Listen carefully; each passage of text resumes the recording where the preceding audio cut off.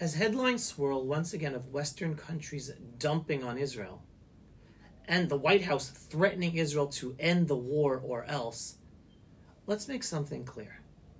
First of all, the anonymous quote about the White House threatening Israel was totally denied. It's fake news. Because there are so many interested parties out there trying to drive a wedge between President Trump and Prime Minister Netanyahu and end U.S. support for Israel. Can anyone say Qatar? As more exposés are exposing, Qatar has made major inroads into influencing the Trump administration and conservative circles in the United States. As this headline clearly states, the new lobbying, Qatar targeted 250 Trump influencers to change U.S. policy. Can that be the one behind these fake news? Maybe. But even more important than calling out all the influence that Qatar and other actors are having on the Trump administration is the fundamental understanding that what's happening in Gaza isn't just a humanitarian disaster. It's a man-made, Western-enabled moral outrage. And we must all be vocal about this point.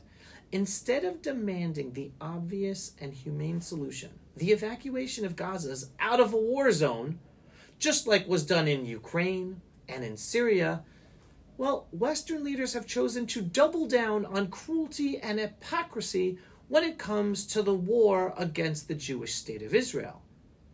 Where is the moral clarity of the United Kingdom, France, or Canada?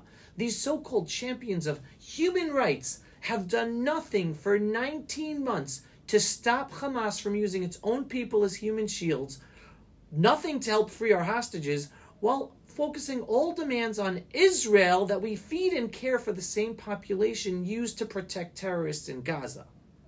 So, this is clear. If these Western leaders truly cared about Gazan lives, they would have demanded that Egypt open the Rafah border and comply with international asylum law to let them get out of Gaza. That's all it would take. In fact, all President Trump would have to do to end this entire humanitarian crisis is by threatening Egypt with the loss of U.S. aid unless Egypt opens up the Rafah crossing and allows the safe evacuation of Gazans into Egypt and there wherever they go in the Middle East. At the same time, President Trump can use another direction to free the hostages.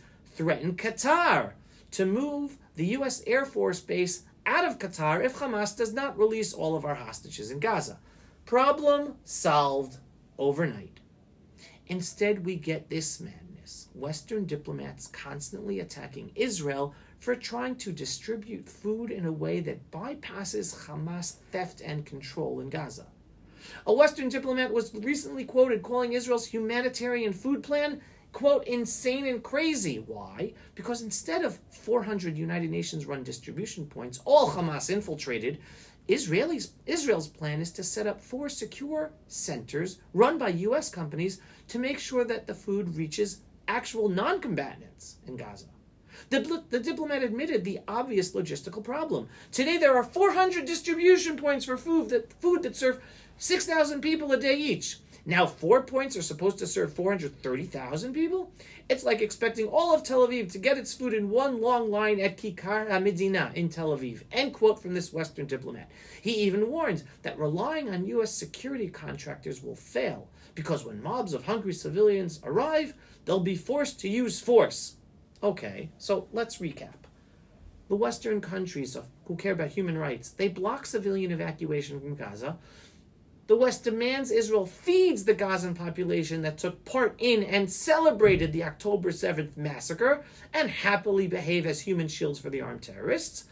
And the West criticizes Israel for trying to feed them in a secure, responsible way that does not allow Hamas to steal all that food and aid and empowers Hamas. This isn't just immoral. This is plain evil. This is what happens when you let terrorism dictate policy and when progressive governments value optics over truth. Instead of pressuring Egypt, which has the power to open its border, they turn Israel into the scapegoat and humanitarian workforce. Meanwhile, our Islamo-Nazi enemies in Gaza laugh as it uses women and children to cover for their jihad.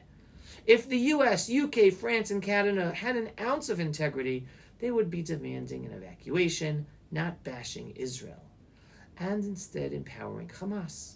Until then, Israel must do what we've always done: defend our people, defeat evil, and pursue moral clarity in a world gone mad. Let the world protest. Let the Western diplomats whine. We will win this war because we are fighting not just for our survival, but for truth, for justice, and for life. Yes, despite the scary headlines and the fake news about the Trump administration, we will win this war with total victory. And I want to end by sharing the raw truth spoken recently by Yehuda Eliyahu, CEO of the Settlement Directorate in the Ministry of Defense, but more importantly, he spoke at the funeral of his son-in-law, Yosef Yudah Shirak, Hashem Yikol Damo, the recent IDF soldier killed in Gaza. Quote, "I turn to you, Prime Minister. I was just with you 2 days ago. Now we've paid a terrible price. We've joined the families of the bereaved who bear an unbearable burden.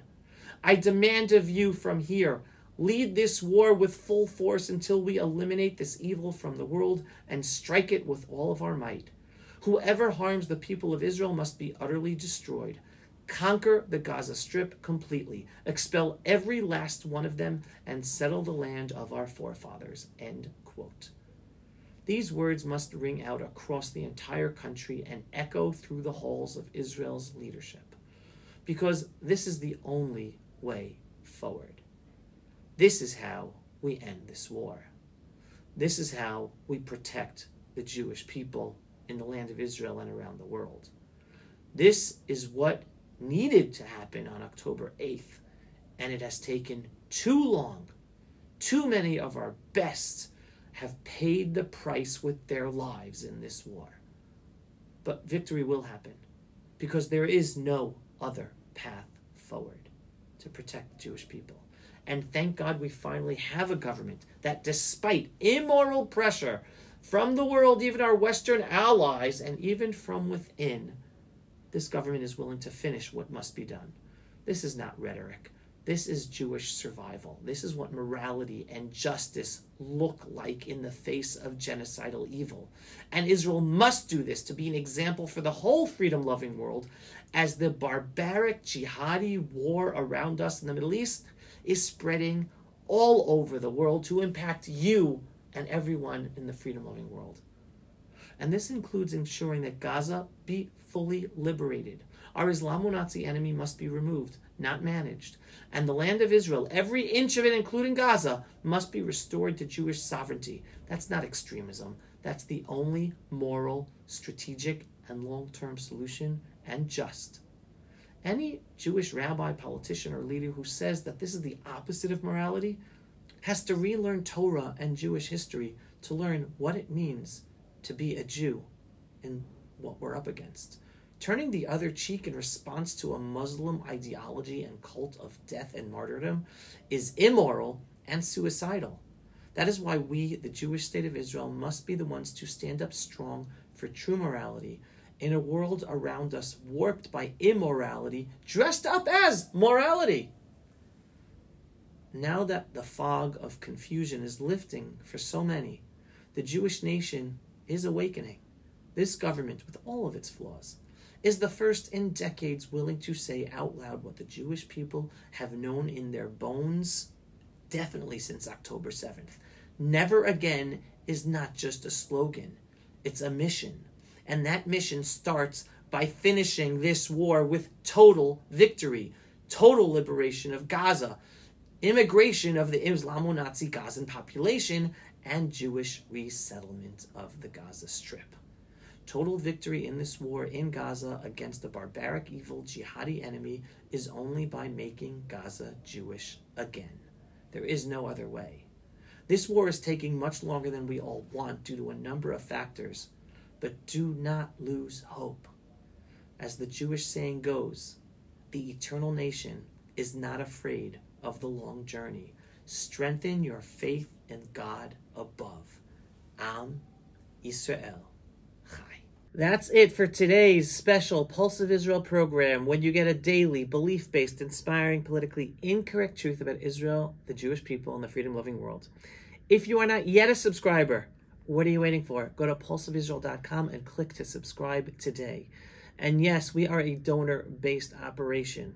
We're heavily censored across all the social media platforms. It's thanks to your support, large donations or small donations, that we're able to do our work. And we have so much work to be done, so much truth to inspire people with, especially the Jews.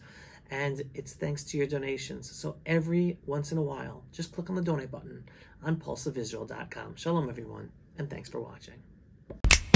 Pulse of Israel, frontline videos from the Holy Land. Support our work by donating today.